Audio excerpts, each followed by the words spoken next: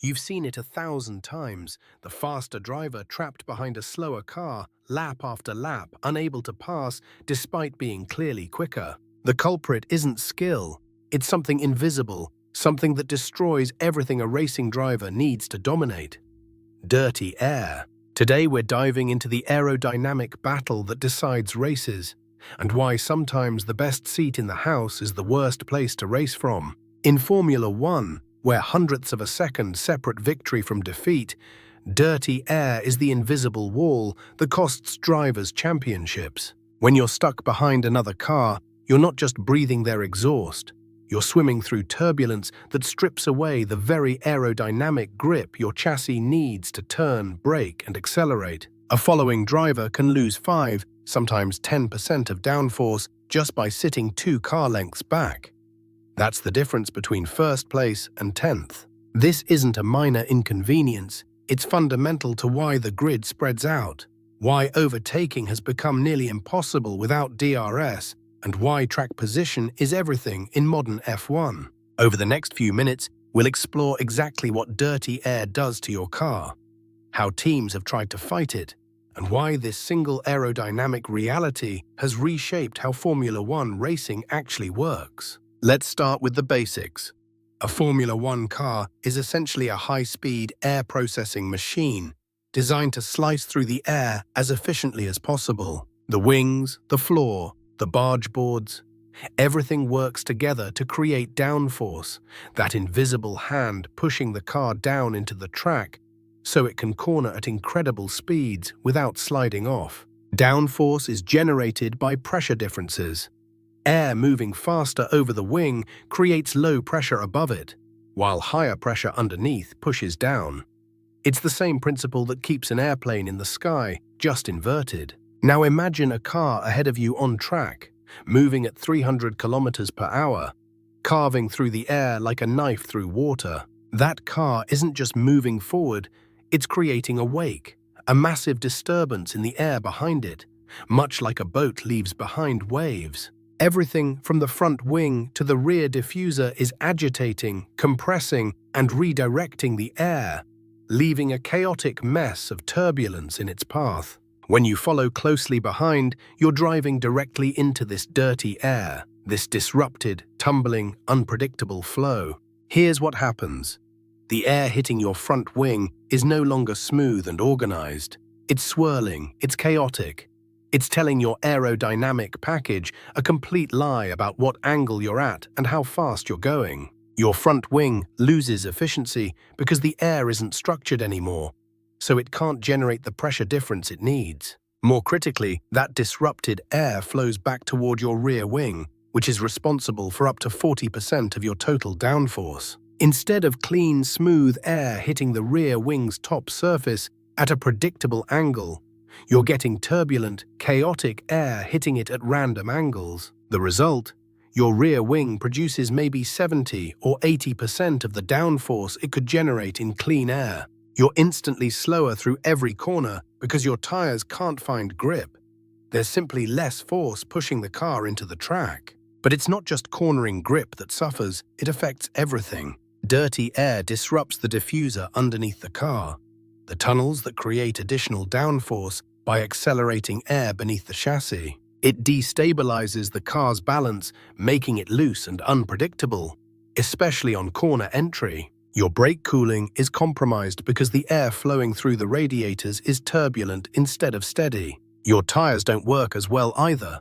They need consistent pressure and temperature management, and turbulence disrupts both of those. In practical terms, a driver following 2 car lengths behind can lose between 5 and 10% of total downforce, sometimes more depending on the specific track and aero balance. On a circuit like Monaco or Hungary, with tight corners where downforce is crucial, that 10% loss can cost you half a second per lap. On a high-speed track like Monza, the effect is less dramatic but still real and measurable. Now here's where it gets really interesting. Teams and engineers have spent decades trying to solve this problem, and it's driven massive changes in how F1 cars are designed. The entire philosophy of modern aerodynamics has been shaped by the reality of dirty air, and that's exactly where we're heading next. Let's look at some real moments where dirty air didn't just slow a car down. It changed the entire outcome of a race or a season. Back in 2016, we saw one of the most frustrating battles between Lewis Hamilton and Nico Rosberg at the Monaco Grand Prix. Hamilton was genuinely faster that weekend, but once Rosberg got ahead in the opening lap, the dirty air made it nearly impossible for Hamilton to mount a proper challenge, even with a fresher tyre strategy later on. The gap wasn't because Rosberg suddenly became a better driver. It was pure aerodynamics. Hamilton could see Rosberg's rear wing, but he couldn't get close enough to his slipstream to make a real overtaking attempt. Then there's 2012 at Abu Dhabi, where Sebastian Vettel and Fernando Alonso battled for the championship in that final race. Alonso was chasing Vettel hard, and while he could close to within a second or two in clear air, the moment he tried to mount a serious attack, he'd hit the turbulent wake and lose traction through the high-speed corners. That race came down to tyre strategy and fuel management, but the dirty air absolutely played a role in keeping Vettel's advantage alive when Alonso had genuine pace in the car. Perhaps the most telling example is the 2021 season between Max Verstappen and Lewis Hamilton. Across so many races, you'd see Hamilton with a faster car and better tyre management.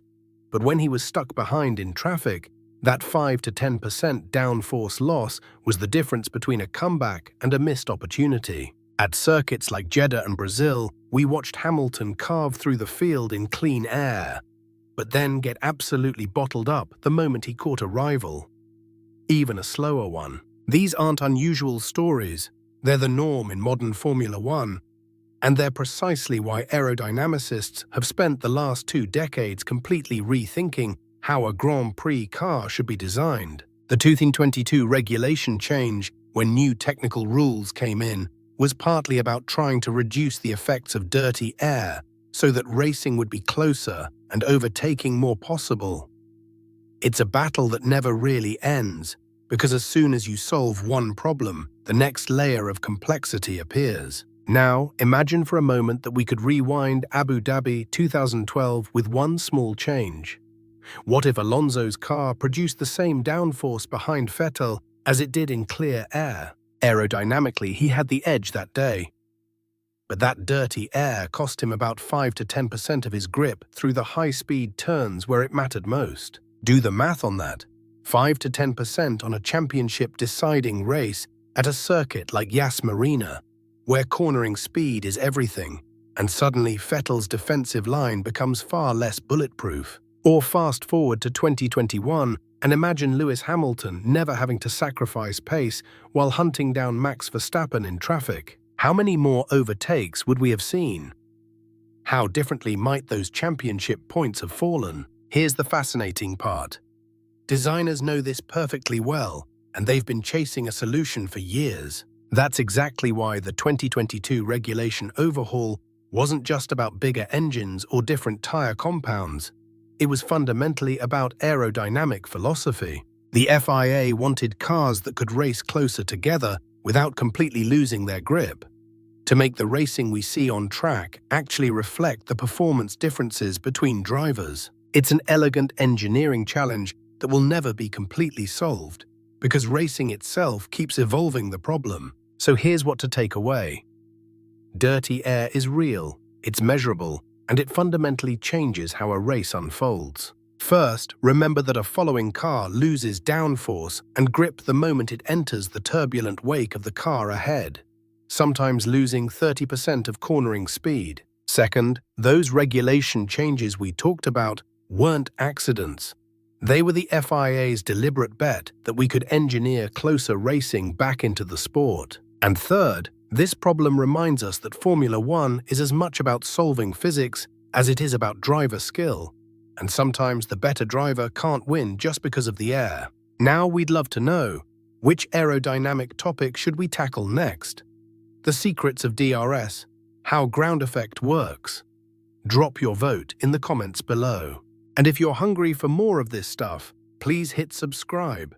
We've got plenty more episodes coming that dig into the real engineering behind the sport we love.